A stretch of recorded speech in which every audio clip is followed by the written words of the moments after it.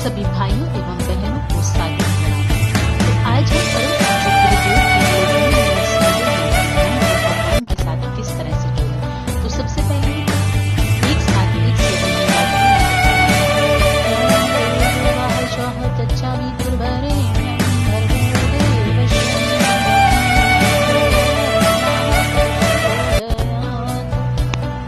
तो देवी और भाई क्रिया और विचार इन दोनों बातों का संतुलन अगर आप कर लें तो चमत्कार पैदा हो जाएगा। बया नाम का एक पक्षी होता है, जब वह अपना घोंसला बनाता है तो कैसे तबीयत से बनाता है, कैसे मन से बनाता है कि छोटे छोटे तिनकों को एक एक चुन करके लाता है और भूज कर ऐसा बड़ा घोंसला बना देता है। क्या मजाल है कि अंडा हवा के झोंके से तबाह हो जाए। क्या मजाल है कि कौवा उसमें छपकता है, उसमें उसके बच्चे मौज के साथ बैठे देखते रहते हैं। कोई आदमी सड़क पर से जब निकलता है तो उस घोंसले को देखकर रह जाता है। क्या यह घोड़ा का घोंसला कितना शानदार घोंसला है। हर जगह से वो घोंसला इतना सुंदर और इतना बहुत ही अच्छा प्रतीत होता रहता है। उसकी प्रशंसा होती है, बया स्वयं प्रसन्न रहती है और देखने वालों की तबीयत तो बाग बाग हो जाती है। मित्रों, क्या विशेषता है बया में? कोई विशेषता नहीं है बेटे। मन लगाकर कोई भी काम करो तो शानदार होता है। मन लगाकर काम नहीं किया जाए तो बेटे उसका सत्यानाश हो जाता है। एक पक्षी का नाम है कबूतर। कबूतर बया की तुलना में 4-5 गुना बड़ा होता है। इतना बड़ा होता है, पर घोंसला कैसे बनाता है? बया का घोंसला जरा आप देखना और कबूतर का भी घोंसला देखना। वह बड़ी बड़ी लकड़ी बीन कर ले आता है और एक इधर रख दी, एक उधर रख दी, एक किधर को रख लेता है, उसमें ही अपने अंडे देने लगता है, उस पर ही बैठा रहता है। हवा का झोंका आता है और बस घोंसला गिरता है नीचे और कबूतर और उस पे अंडे फूटकर अलग हो जाते हैं। बच्चे मरकर जहन्नुम चले जाते हैं, उसकी सारी की सारी व्यवस्था गड़बड़ा जाती है और देखने वाले कहते हैं कि ये कबूतर कैसा बेअक्ल है, कैसा बेवकूफ है। तो बेटे काम में मन लगाइए।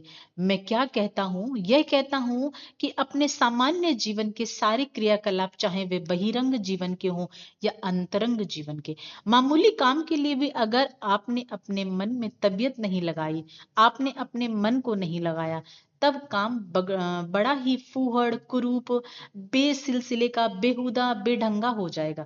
अगर किसी काम में मन लगा दिया जाए तो उसमें एक एक चमत्कार दिखाई पड़ने लग जाएगा, जादुई दिखाई पड़ेगा। मन लगाकर किए हुए काम और बिना मन लगाए किए हुए कामों में जमीन और आसमान का फर्क होता है बेटे। स्पष्ट दिखाई देता है कि यह मन लगाकर किया गया है या नहीं। यह मशीन हमारे सामने रखी है, इसमें 2 तार हैं, एक नेगेटिव कहलाता है और एक पॉजिटिव कहलाता है। इन्हें ढूंढे और गर्म तार भी कहते हैं। दोनों मिल जाते हैं तो करंट चालू हो जाता है।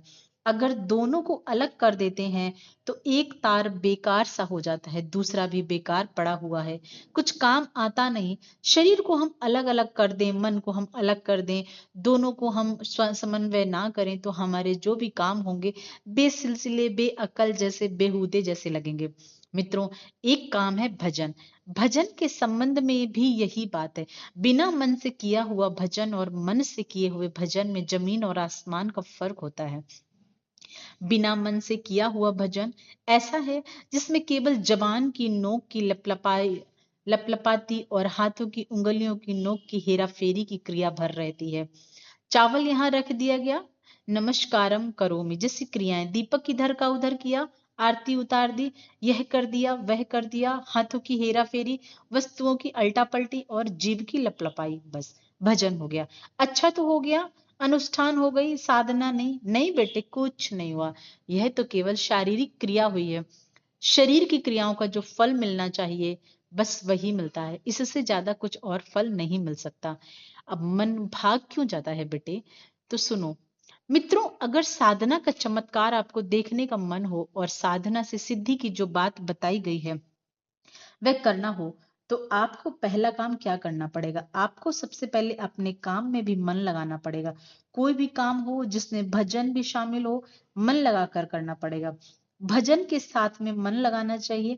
मन लगाने से क्या मतलब है? मन लगाने से मतलब है बेटे कि मन भागना नहीं चाहिए और उपासना में लगना चाहिए। महाराज जी, यही तो उसकी शिकायत है।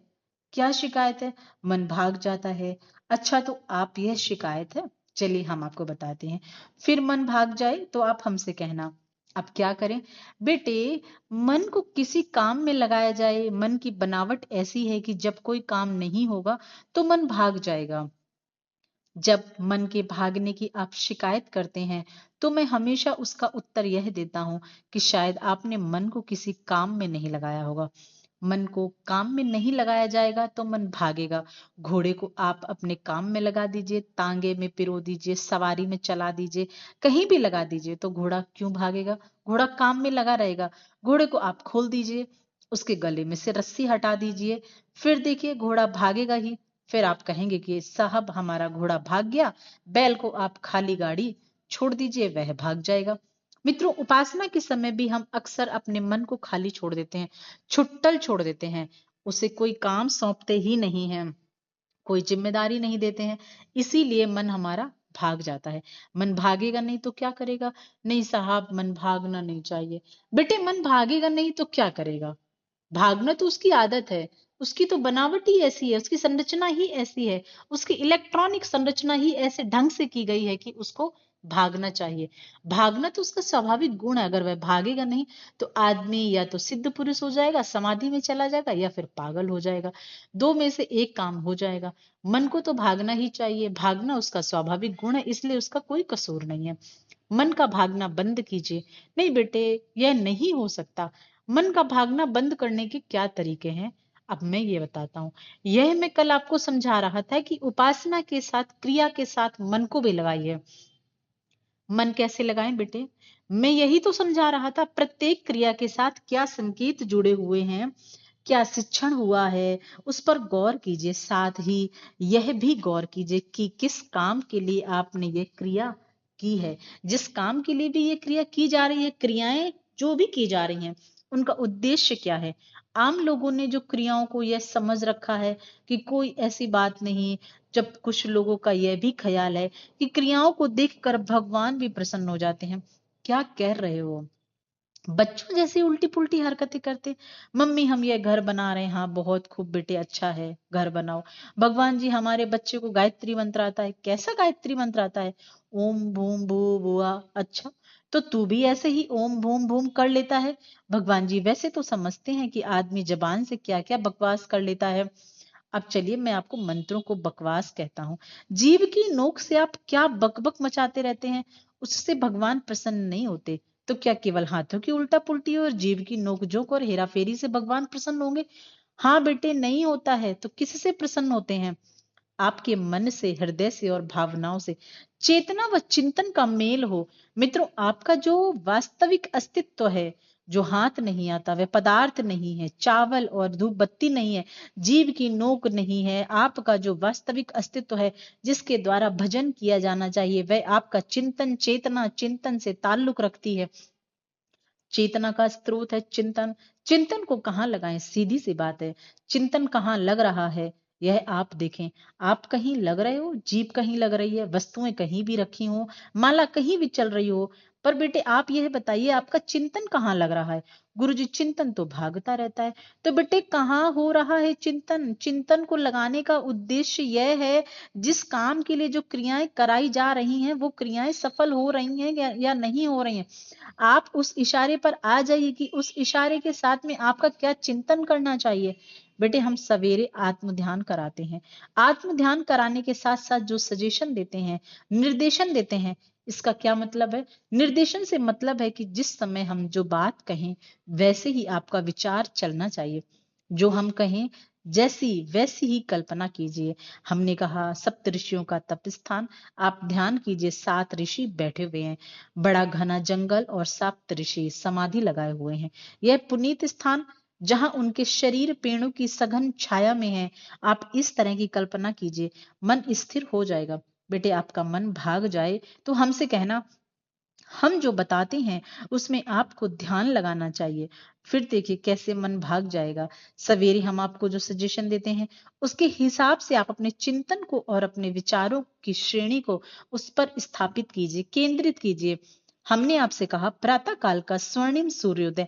आप विचार कीजिए, प्रातः काल का लाल रंग का सूरज सवेरे सवेरे निकलता हुआ बड़ा अच्छा सा पूरब से निकलना, थोड़ा निकला, अभी थोड़ा और बढ़ा, अभी और बढ़ा, और पूरा सूरज निकल आया। क्या मतलब है? बेटे, हमने आपसे कहा कि अपने मन को हमारी कही हुई बात पर लगा दे, फिर आपका मन उस काम पर लग जाएगा। तो भागने का सवाल ही नहीं है। यदि काम में नहीं लगा तब भागेगा ही। इसीलिए क्या करना चाहिए गुरुदेव? प्रत्येक क्रिया के लिए जो कर्म कांड बनाए गए हैं वे श्रेष्ठ काम के लिए बनाए गए हैं।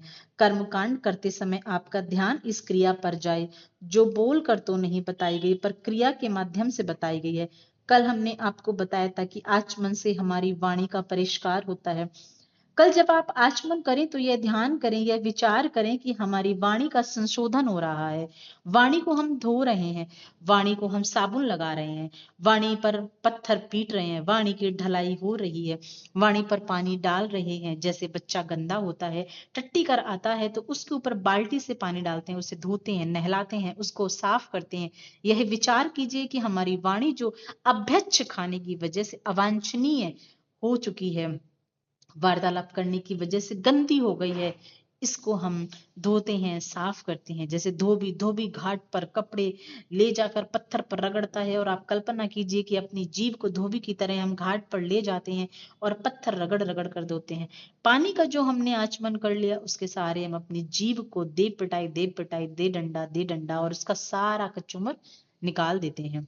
फिर देखिए वह गंदगी कहाँ रहेगी? साफ हो गई, साफ हो गई ना मित्रों। साधना ऐसे जीवंत होगी। गुरुजी और क्या बताएंगे? बता तो रहे हैं बेटे, प्रत्येक क्रिया के साथ हम चिंतन दिया हुआ है। ऋषियों ने जितने भी कर्मकांड बनाए हैं उसके साथ चिंतन दिया है। चिंतन के साथ साथ क्रिया को मिला देंगे तो मन और क्रिया का समावेश हो जाएगा। यह दो चीजें शामिल हो जाएंगे, विचारणा और क्रिया, तो चमत्कार हो जाएगा। विचारणा और क्रिया को मिला देने से हमारे शरीर और मन जिस तरीके से दोनों एक बन जाते हैं वैसे ही आपकी साधना जीवंत हो जाएगी। प्रत्येक क्रिया के साथ हम 5 उपासनाएं बताते हैं। 5 उपासनाओं का मोटा मोटा स्वरूप है, हमने पत्रिकाओं में भी छाप दिया है बेटे, पत्रिकाओं में भी हमने बता दिया है। पिछले साल भी हमने स्वर्णिम जयंती साधना दिखाई थी। गुरुजी, हम स्वर्णिम जयंती साधना वर्ष की साधना करते हैं और भजन भी 45 मिनट करते हैं। भजन तो करता है बेटा, पर तू एक बात तो बता, उस कर्म कांड के साथ साथ जो विचार हैं उनको भी करता है या नहीं करता है? नहीं महाराज जी, मैं तो लगा रहता हूँ, बस माला पूरी कर लेता हूँ, माला पूरी कर लेता हूँ। तो तेरे लिए बहुत बहुत धन्यवाद बेटा, तेरे लिए बहुत आशीर्वाद। परंतु बेटा जब माला करता है तो उसके साथ साथ विचारों को भी लाता है कि नहीं? महाराज जी, विचार तो मेरे भागते रहते हैं। तो बेटा भगवान की उपासना तेरी अधूरी है। तेरी उपासना का जो परिणाम मिलना चाहिए उससे जिस वातावरण का परिशोधन होना चाहिए, उस वातावरण का परिशोधन हुआ क्या? जिस उद्देश्य से हमने प्रेरणा दी थी, शक्ति दी थी, दीक्षा दी थी, शिक्षा दी थी, ना हमारा उद्देश्य पूरा हुआ, ना तेरा हुआ, और ना ही भगवान का। तीनों में से एक का भी उद्देश्य पूरा नहीं हुआ। इसीलिए क्रिया के साथ साथ विचारणा का समावेश करने की शिक्षा मैं देता रहता हूँ और देता रहूंगा। तो मित्रों, इसी तरीके से आप अपने मन को, अपनी आत्मा को, अपने चिंतन को गुरुदेव के उन कामों से लगाइए जो गुरुदेव की क्रिया और गुरुदेव के विचार हैं, और आपका जीवन और आपका जन्म और आपका चिंतन स्वतः ही गुरुदेव में लगता चला जाएगा और मन आपका भगवान के साथ जुड़ता रहेगा।